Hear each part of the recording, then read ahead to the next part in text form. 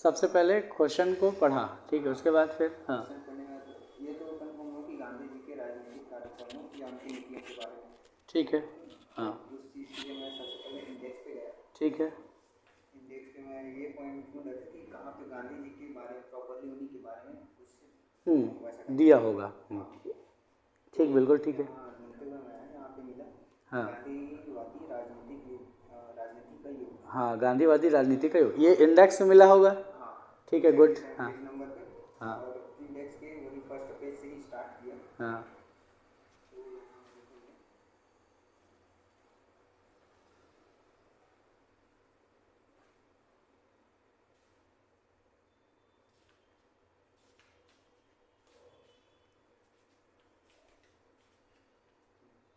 यहाँ से कुछ एक लाइन पढ़ना स्टार्ट किया। और जैसे मैं पढ़ रहा था तो सिर्फ एक लाइन की 4-5 वर्ड को पढ़ रहा था, हाँ तो उससे एक लाइन का मीनिंग भी समझ आ रहा था हाँ थोड़ा, हाँ और लाइन भी जल्दी पढ़ रहा था। ठीक है, करते करते 5-10 मिनट में लगभग ठीक ठीक है, हाँ शुरू का अपना जब भी पैराग्राफ पढ़ते हैं उसके शुरू के एक लाइन दो लाइन पढ़े उतने में समझ में आ जाता है, समझ जाओ, तो कंटेंट छोड़ करके सीधा स्किप करके आगे बढ़ गए ना, है ना, ये तरीका है, हाँ वैसे करते करते मैं हाँ आगे बढ़ा। तो हाँ उसके बाद फिर मेरे को एक लाइन ये मिला हाँ कि गांधी जी जो एक मतलब कैसे समझूं, यहाँ लिखा हुआ है हाँ निर्विवाद नेता के रूप में उभर है। हाँ निर्विवाद नेता के रूप में उभर रहे, ठीक, गुड, हाँ वो हाँ एक की पॉइंट था उसके लिए, हाँ जिसकी ठीक वजह से जनता उनको ट्रस्ट कर रही थी। ठीक है, हाँ ठीक, बढ़िया तो है, हाँ और जो जनता है वो सरकार की तरफ से भी विरोध में थी या गुस्से में थी, हाँ क्योंकि उस टाइम पे युद्ध को सरकार जारी रखना चाह रही थी, और उसकी वजह से जो ज़्यादा भार है जनता पे आ रहा था घर का, और फिर भुखमरी वगैरह भी थी, मतलब बहुत से बड़े बड़े कारण, ठीक बात है, हाँ ठीक है, महत्वपूर्ण पॉइंट पकड़ ले, गांधी जी निर्विवाद नेता के रूप में उस टाइम पे उभर चुके थे, मेन कारण वो है, ठीक है, मतलब समझ में आया, मैं समझ पा रहे हैं क्या कर रहे हैं एनालिटिकल रीडिंग में। अब देखो ये देखने में कैसा लग रहा होगा, ये देखने में लग रहा होगा अरे यार तो कोई भी कर सकता है ये, ठीक है, लग रहा होगा इस वीडियो में देखने वाले को भी कई लोग को लग रहा होगा कि यार कि एनालिटिकल रीडिंग कोई भी कर सकता है, नहीं कोई भी नहीं कर सकता, जब तक आप प्रैक्टिस नहीं किए रहोगे आप नहीं कर पाओगे। और उसके लिए आपको पहले से बैकग्राउंड क्लियर, हाँ बैकग्राउंड थोड़ा सा क्लियर हो आपको, ठीक है, आप प्रैक्टिस किए रहो, और बड़े स्तर पर प्रैक्टिस किए रहोगे, छोटे स्तर पर आप तेजी से कर पाओगे।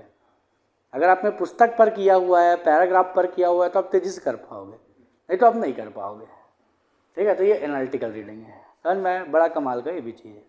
इसके बाद वाला जो आता है ये ज्ञानी लेवल का रीडिंग है, ठीक है, ज्ञानी, बहुत बड़े ज्ञानियों का ये है, यानी ज्ञानी कौन सा, तो यहाँ पर सेंटॉपिकल रीडिंग जो करते हैं, सेंटॉपिकल का मतलब है तुलनात्मक रीडिंग, अब इसमें उच्चतम शिक्षा में ऐसा किया जाता है।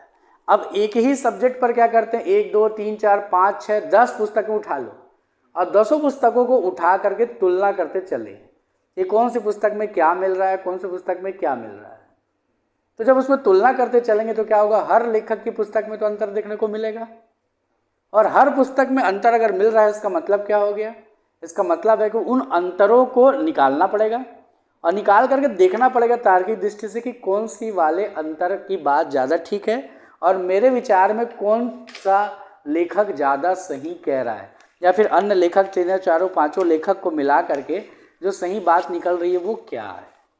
सारी बात तो देखते हैं इसको, सेंटॉपिकल क्या होता है, सबसे ऊंचा पठन का स्तर है, सबसे ऊंचा स्तर पर पढ़ने उनको आता है जिनको सेंटॉपिकल रीडिंग आती है, जिनको ये आएगा वही सबसे अच्छा पढ़ने वाला है, मेरा भी यही मानना है, ठीक। आगे इसके बाद इसमें पाठक कई पुस्तकों को एक ही विषय पर पढ़ता है, उसकी तुलना करता है, कई पुस्तकों को पढ़ सकता है, ठीक है, जैसे ये पुस्तक इतिहास की है लेकिन मध्यकालीन भारत में 2 टाइप का मध्यकालीन भारत दिखाया, एक उसमें रखाया और, ठीक है, इसके अलावा यूनिक पब्लिकेशन वगैरह का अगर मिला दे तो 5-6 पुस्तकें मिल जाएंगी, और सबको अगर तुलनात्मक दृष्टि से पढ़ोगे मतलब क्या होगा, आप ये करने वाले हो, ठीक। इसके बाद क्या, इस प्रक्रिया में पाठक खुद एक स्वतंत्र दृष्टिकोण विकसित करता है, यही सिखाने की ज़रूरत है आजकल के बच्चों को कि अपना क्या है, किसी भी विषय को लेकर के अपना एक अलग पॉइंट ऑफ व्यू होना चाहिए, अलग दृष्टिकोण होना चाहिए। अगर अलग दृष्टिकोण नहीं है तो इसका मतलब क्या हो गया, इसका मतलब आपने पढ़ा और क्या कर लिया, जो पुस्तक में कहा गया तो उसी को ही सच मान लिया, या टीचर ने कहा वो सच मान लिया, नहीं, अगर ये तरीका रहेगा तो दिक्कत पड़ेगी, ठीक है। तो स्वतंत्र दृष्टिकोण विकसित करता है, यह ज्ञान निर्माण की प्रक्रिया है, ठीक है, ज्ञान निर्माण की ओर लेकर के जाता है, जिसको हम क्या कहते हैं, इसको यहाँ पर अब नया जो जरूरत पड़ रही है इसको बोलते हैं नॉलेज क्रिएशन। ठीक है, नॉलेज क्रिएशन। अभी कौन सा दौर चल रहा है भाई? अभी दौर चल रहा है एआई का। ठीक है, आर्टिफिशियल इंटेलिजेंस या फिर जिसको बोलते हैं इंटरनेट ऑफ थिंग्स, जिसको बोलते हैं IoT जिसको बोलते हैं, या फिर जिसको रोबोटिक्स बोलते हैं, ये जो दौर है उसी दौर का बात है। क्योंकि देखो ये सब चीज़ें कौन कर देगा, मतलब नॉलेज जो है वो देने का काम कौन कर देगा? वो एआई कर देगा, क्योंकि उसके पास जितना अपलोड करोगे उतना उसके पास नॉलेज है। एक बार में पूछोगे तो बता देगा, जैसे गूगल पहले बताता था वैसे एआई बता रहा है। ठीक, लेकिन फिर भी ये क्या नहीं कर सकता? एआई, IoT और RO ये क्या नहीं कर सकता? नॉलेज को क्रिएट नहीं कर सकता, नया नॉलेज बना नहीं सकता। ऐसा लगेगा जरूर कि नया नॉलेज बना रहा है, लेकिन नया नॉलेज नहीं बना रहा है। वो क्या कर रहा होगा? किसी के इधर को उधर को उधर को उधर को मिक्स करके कुछ नया प्रस्तुत कर देगा, लेकिन वो कुछ नया नहीं ला सकता। अब नया नहीं ला सकता, इसका मतलब नया आएगा कहाँ से? तो नया तब आएगा जब एआई तुलना करेगा, तब नहीं। कब तुलना करेगा? जब आदमी तुलना करेगा।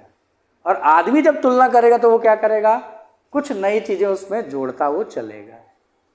ठीक बात है, तुलना करने के कारण कुछ नई चीज़ें आएंगी। आप कहोगे कि एआई के पास तुलना करने के कारण भाई उसके पास नई चीज़ें क्यों नहीं आ रही? क्योंकि देखो उन्हीं में से वो निकालेगा ना, उसके पास अपना अनुभव तो कुछ है नहीं। अनुभव किसके पास है? आदमी के पास है। उसके पास करुणा है, उसके पास परिस्थितियाँ, उसके पास समय काल है, उसके अनुसार कुछ नया क्रिएट करेगा वो। है नहीं बात समझ? तो इसलिए नया क्रिएट हो जाएगा ये। अब यहाँ से देखते हैं, यहाँ पर जो चरण है सेंटॉपिकल चरण, इसमें दो महत्वपूर्ण बातें आती हैं। एक तो दृष्टिकोण निर्मित होता है और दूसरा नॉलेज क्रिएशन हो जाएगा। ठीक, सेंटॉपिकल रीजन में। लेकिन यही है कि ये खोजबीन वाली पढ़ाई है ना, खोजबीन तुलना, यहाँ पुस्तक देखे, वहाँ पुस्तक देखे, वहाँ इंटरनेट देखे, वहाँ पर रिसर्च पेपर देखे, तब जा कर के क्या होगा? एक क्रिएशन होता है। ठीक, जनरली यूपीएससी जैसे हम लोग तैयार किए यूपीएससी, तो इतने सारी पुस्तकें इतिहास के ही देख रहे हैं। अब इसमें अलग अलग पुस्तकें देख देख करके क्या हो गया, हमारे पास ये आदत पड़ गई है हमारी। और उसमें तो इतना ज़्यादा होता है कि आपको क्या करना पड़ेगा, आप जा करके न्यूज़पेपर उठाना, कभी हिंदी का पेपर, कभी इंग्लिश का पेपर उठा करके देख रहे हैं। ठीक है, कभी नोट्स उठा करके देख रहे हैं, कभी नेट पे देख रहे हैं। इसके कारण क्या होता है, ये तरीका निर्मित होने लग जाता है हम लोग के अंदर, IAS वालों को जनरली। हालांकि ये सबके अंदर निर्मित हो सकता है, कोई ये नई बात नहीं है। ठीक, आगे देखें इसके बारे में क्या कहता है। आसान भाषा में इसको समझाएं तो ये सबसे बड़ा मास्टर लेवल है, सबसे बड़ा लेवल है। इसमें आप एक ही विषय पर कई किताबें पढ़ते हो और अपने दिमाग में सबको मिलाकर एक नया विचार बनाते हो।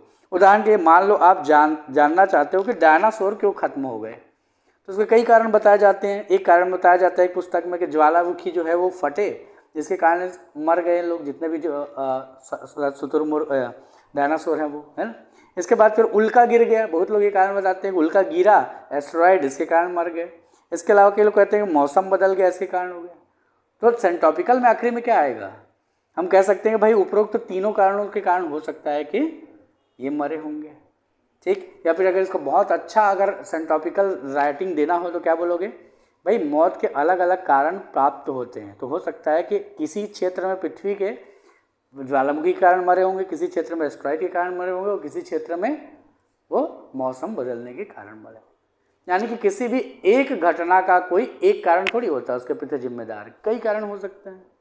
इसलिए इतने बड़े पृथ्वी पर रहने वाले इतने बड़े महाजीव जो है वो मरे होंगे, उसको लेकर कोई एक कारण जो उत्तरदायी नहीं होगा, बहुत सारे कारण उत्तरदायी होंगे, समान लो। इस तरीके से जब बोलोगे तो वैसा दृष्टिकोण क्या कहलाता है, सेंटॉपिकल। इसको कहेंगे ज्ञान। ठीक, यानी किसी एक का समर्थन ना करते हुए कर रहे हैं। ठीक है, तो अब ये काम इस सेंटॉपिकल रीडिंग को कैसे किया जाएगा। ठीक है, तो मैं दो समान पुस्तकें दे दूँ, ऐसे ही चलेगा। ठीक है, तो दो समान पुस्तकें इसमें, अच्छा इसमें से मुझे निकालना पड़ जाएगा। अच्छा ठीक है, मैं दो पुस्तकें तुमको देता हूँ। सल्तनत से मुगल काल है ये तो, अच्छा सल्तनत से मुगल काल ये भी है। एक पुस्तक कोई और होगी, है ना, तो ज़रा देखता हूँ।